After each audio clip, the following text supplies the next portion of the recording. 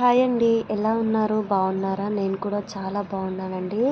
So, ఇంతకుముందు video అయితే పెట్టాను కదా! టుబిక్టమీ సర్జరీ అయింది అనేసి. అయితే సర్జరీ అయిన తర్వాత ఏంటి అంటే నేను ఎలాంటి ఫుడ్ తీసుకున్నాను, ఎలాంటి జాగ్రత్తలు తీసుకున్నాను అనేసి నేను ఒక వీడియో చేస్తాను అనేసి మీకు ఇంతకు ముందైతే వీడియోలో చెప్పాను కదండి. సో ఆ వీడియో అయితే ఈరోజు కంప్లీట్గా చూపిస్తున్నానండి. సో ఎక్కడ కూడా స్కిప్ చేయకుండా ఫస్ట్ నుంచి లాస్ట్ వరకు అయితే చూడండి. అలానే వీడియో నచ్చినట్లయితే తప్పకుండా ఒక చిన్న లైక్ అనేది ఇవ్వండి ఫ్రెండ్స్. మీరు ఇచ్చే ఒక లైక్తోనే నాకు ఇంకా మోర్ వీడియోస్ చేయాలనే మోటివేషన్ అయితే వస్తుంది. అయితే ఇక్కడ చూడండి, నేను వచ్చేసి అమ్మ వాళ్ళ ఇంటి దగ్గర అయితే ఉన్నానండి. సో నాకు సర్జరీ అయిన వెంటనే నేనైతే అమ్మ వాళ్ళ దగ్గరికి అయితే వచ్చేసానమాట. ఇంకా మా రీతు కూడా నాతో పాటే హాస్పిటల్లో ఉంది కాబట్టి తను కూడా ఇంకా వచ్చిన తర్వాత వెంటనే తలస్నానం అయితే చేసుకుందండి. ఎందుకంటే హాస్పిటల్ నుంచి ఇంకా వెంటనే జర్నీ చేసి వచ్చాం కాబట్టి ఇంకా నీట్గా స్నానం అయితే చేసుకుందండి. ఇంకా నాకైతే సర్జరీ అయిన తర్వాత 1 వీక్ అయితే స్నానం చేసుకోవద్దు అనేసి అయితే అన్నారండి. అయితే కుట్లు విప్పిన తర్వాత స్నానం చేయాలి కాబట్టి ఇంకా నేనైతే 1 వీక్ అయితే ఇంకా ఓన్లీ ఫ్రెష్ అప్ అవ్వడమే తప్ప ఇంకా స్నానం చేసుకోవడం అయితే చేయలేదన్నమాట. ఆ తర్వాత ఇంకా ఇక్కడైతే మా చెల్లెలు వాళ్ళు అందరు ఉన్నారండి. ఇక్కడైతే ఇంకా వాళ్ళ పిల్లలు, మా పిల్లలు ఇంకా అందరు ఉండడంతో మా రీతు కానీ మా అభి కానీ ఇంకా మంచిగా ఆడుకున్నారండి.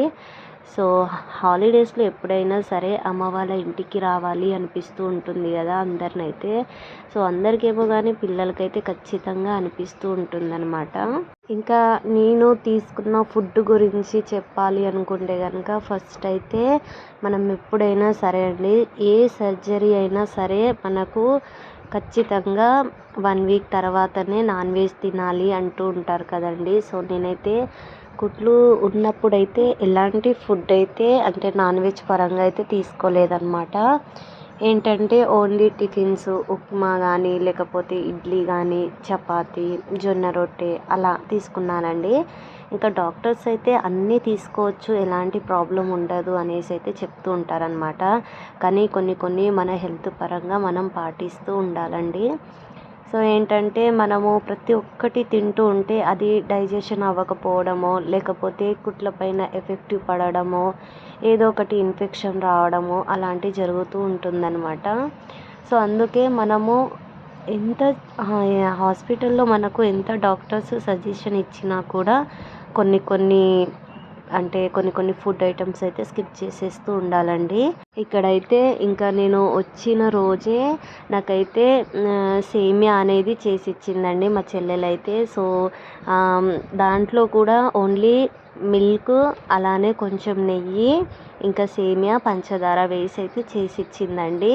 సో ఇది తినడం వల్ల హెల్త్కి అయితే బాగుంటుందంట. సో సర్జరీ అయిన వాళ్ళకైతే సో 2 డేస్కి ఒకసారి ఇలా చేసి ఇవ్వడము. ఇంకా మార్నింగ్ టైంలో అయితే నాకు టిఫిన్ పరంగా అయితే ఉప్మా కానీ లేకపోతే ఇడ్లీ కానీ లేకపోతే చపాతి ఇలా చేసి ఇచ్చేవాళ్ళండి.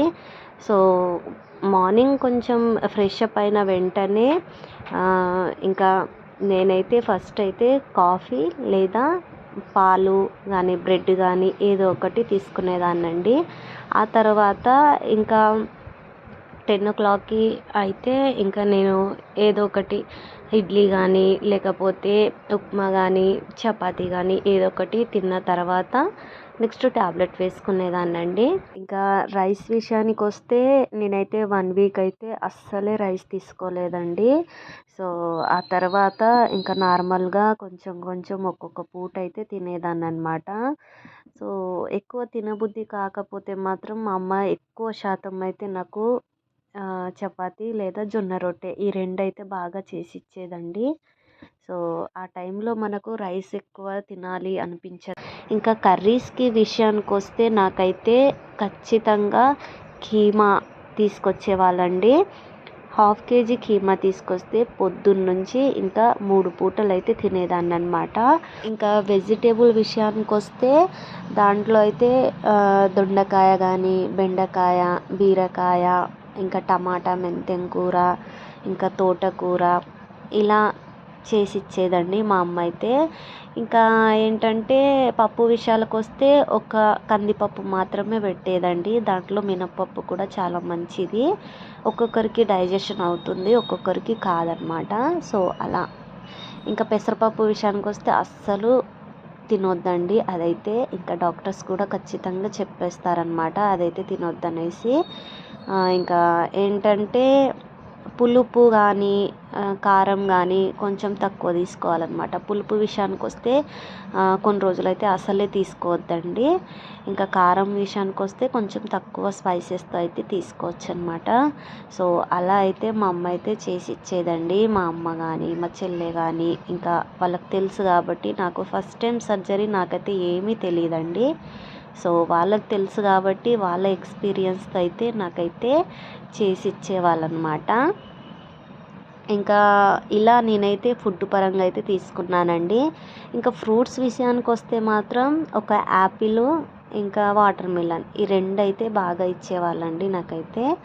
సో అలా నా ఫుడ్ పరంగా అయితే నేనైతే తీసుకున్న జాగ్రత్తలండి. సో హెల్త్ ఎవరికి ఎలా సపోర్ట్ చేస్తుందో తెలియదు కాబట్టి కొంతమంది తొందరగా రికవరీ అయిపోతారు, కొంతమంది లేటుగా. కొంచెం బాడీస్ అనేది వీక్గా ఉంటాయి కదండి కొంతమందికి అయితే. సో అలా అన్నమాట. ఇంకా ఇలా ఇంట్లో అందరైతే ఒక్కొక్క పని చేస్తూ ఇంకా పిల్లల్ని చూసుకోవడం కానీ, పనులు చేసుకోవడం కానీ, నన్ను పట్టించుకోవడం కానీ ఇలా జరిగిందండి. సో హాలిడేస్లో అందరూ ఒక దగ్గర వస్తే మాత్రం ఇంకా టైం కానీ పనులు కానీ అస్సలు కావన్నమాట. మనకు తెలియకుండానే టైం అయిపోతుంది, ఇంకా పనులన్నీ అలా ఉండిపోతాయి అన్నమాట. సో మా అమ్మ అయితే బయట వర్క్ చూసుకోవడము, అంటే షాప్కి వెళ్తుంది అనమాట. షాప్కి వెళ్ళడము ఇంకా రావడము, మళ్ళీ ఇక్కడ వంట చేసి నన్ను ఏం తింటావు ఏంటి అని అడిగి మరీ ఇంకా చేసి ఇచ్చేదండి. అంటే జొన్న రొట్టె తింటావా లేకపోతే చపాతీ తింటావా అనేసి ప్రతి ఒక్కటి నన్ను అడిగి చేసి పెట్టేదండి. ఇంకా ఆఫ్టర్నూన్ టైంలో అయితే ఇంకా మొత్తం మా చెల్లెనే చూసుకునేదన్నమాట నన్నైతే ఇంట్లో. సో అలా అండి. ఇంకా పిల్లల విషయానికి వస్తే ఖచ్చితంగా హాలిడేస్లో ఏదో ఒక పనులు నేర్పిస్తూ ఉండాలి వాళ్ళకైతే. సో అందుకే ఇంకా మా రీతు మధ్య మధ్యలో తను కూడా కొంచెం హెల్ప్ చేసిందండి.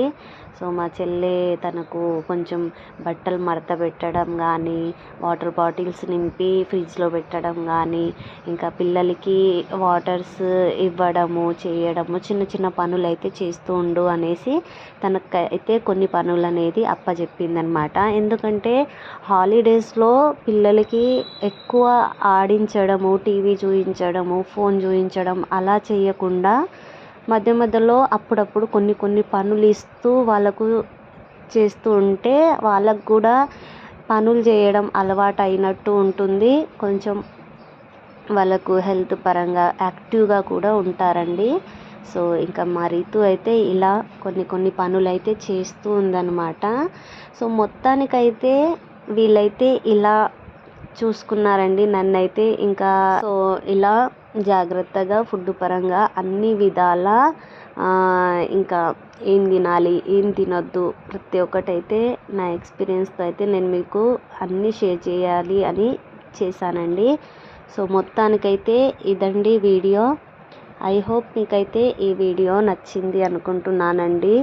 సో నచ్చితే కనుక తప్పకుండా ఒక చిన్న లైక్, అలానే ఛానల్ని అయితే సబ్స్క్రైబ్ చేసుకోండి. నెక్స్ట్ మంచి మంచి వీడియోస్ వ్లాగ్స్ అయితే పెడుతూ ఉంటానండి. సో వీడియో అయితే ఇంతేనండి. ఇంకా నెక్స్ట్ మంచి వీడియోతో మళ్ళీ కలుద్దాం. Thank you for watching. Bye.